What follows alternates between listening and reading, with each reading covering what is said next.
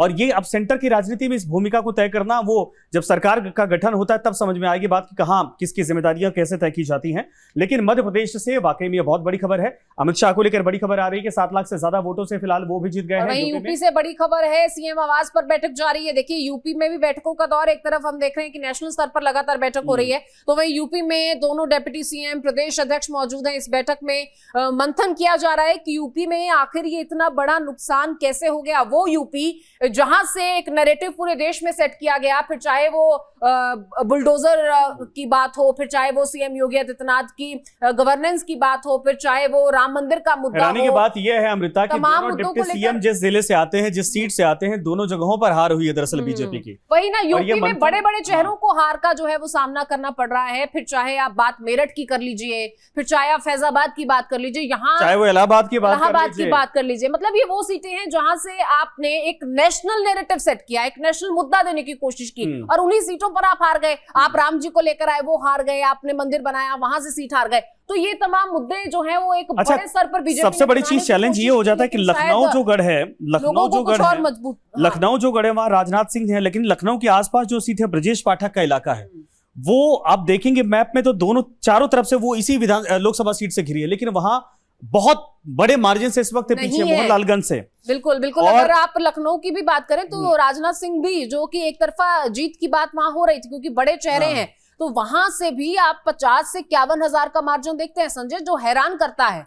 और वाराणसी से भी कोई बहुत बड़ा मार्जिन नहीं है, 1.5 लाख का मार्जिन है जिससे प्रधानमंत्री ने जीत। कौशाम्बी भी इसी तरीके से है, जो डिप्टी सीएम केशव प्रसाद मौर्य का गढ़ कहा जाता है, लेकिन वहां पर भी कहा जाए तो पीछे इस वक्त होना ये साफ तौर पर दिखाता है कि क्या इन लोकल नेताओं की वजह से नाराजगी थी, या फिर यहाँ क्या वजह है। भारतीय जनता पार्टी की जो लोकल राज्य इकाई है इस वक्त मंथन करना शुरू कर चुकी है। खास करके मुझे लग रहा है कि मुख्यमंत्री की तरफ से इन बातों को लेकर फोकस किया जाएगा।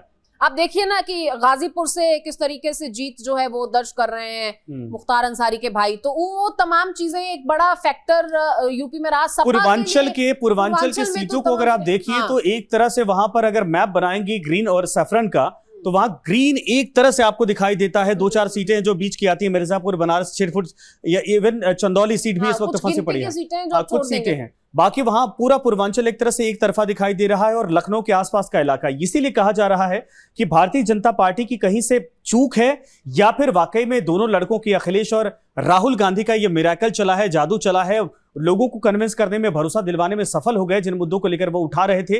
और खास करके मैं बताऊंगा आपको कि मुझे पश्चिमी यूपी को भी आप देख लें तो डॉक्टर महेश शर्मा तो गौतम बुद्ध नगर से जीत गए, लेकिन अगर मुजफ्फरनगर की बात करें तो डॉक्टर संजीव बालियान को वहां से हार का मुंह देखना पड़ा। अमृता, आप पंजाब से को हार का मुंह देखना पड़ा। आप पंजाब से आती है और मैं हरियाणा में मैं गया था, इसके अलावा यूपी का मैं रहने वाला हूं। इन तीनों राज्यों को अगर देखा जाए तो एक फैक्टर बड़ा जो जिसको राहुल गांधी ने बार बार उठाया था कि अगर हम सत्ता में आते हैं तो जो अग्निवीर योजना इसको खत्म कर देंगे, और इन्हीं क्षेत्रों से आर्मी में बड़ी संख्या में लोग जाते हैं। वो असल मुद्दा बना जनता के बीच में, क्योंकि इस इलाके में लोग खेती पर निर्भर होते हैं। लॉज को भी आप इग्नोर नहीं कर सकते क्योंकि ये कृषि प्रधान राज्य हैं। और हरियाणा में अब देखिए कितना बड़ा सेटबैक लगा है, 10 में से 5 कांग्रेस के खाते में सीटें गई हैं, और जाहिर तौर पर ये हुड्डा परिवार की भी एक देन है क्योंकि बहुत काम यहाँ पर किया गया है। और चुनावों के जरिए, चुनावों के दौरान खासतौर पर दोनों ही जो पूर्व मुख्यमंत्री हैं, फिर चाहे मनोहर खट्टर की बात कर ली जाए, चाहे भूपेंद्र सिंह हुड्डा की बात कर ली जाए, दोनों की तरफ से यहाँ बहुत काम किया गया है। चुनावों के इस प्रचार के दौरान बहुत रैलियां की गई हैं, तो ये टक्कर बीजेपी और कांग्रेस में कम, और ऐसा लग रहा था कि वर्चस्व की लड़ाई है दोनों पूर्व मुख्यमंत्रियों के बीच में। तो वहां पर अब देखिए कि बराबरी की टक्कर जो है। और अगर बात करें पंजाब की, तो पंजाब में तो बीजेपी का खाता तक नहीं खुल पाया है, और कांग्रेस ने अच्छा प्रदर्शन किया। हालांकि घटी है सीटें, तकरीबन 6 सीटें शायद कांग्रेस के खाते में जो है पंजाब से आ रही है, पिछली बार 8 थी, लेकिन आम आदमी पार्टी के खाते में 3 सीटें जा रही हैं। वहीं अमृतपाल का जीतना भी एक बड़ा सवाल है, निर्दलीय वो जीते हैं खडूर साहब की सीट से, तो वो भी अपने आप में जो है वो हैरान करता है।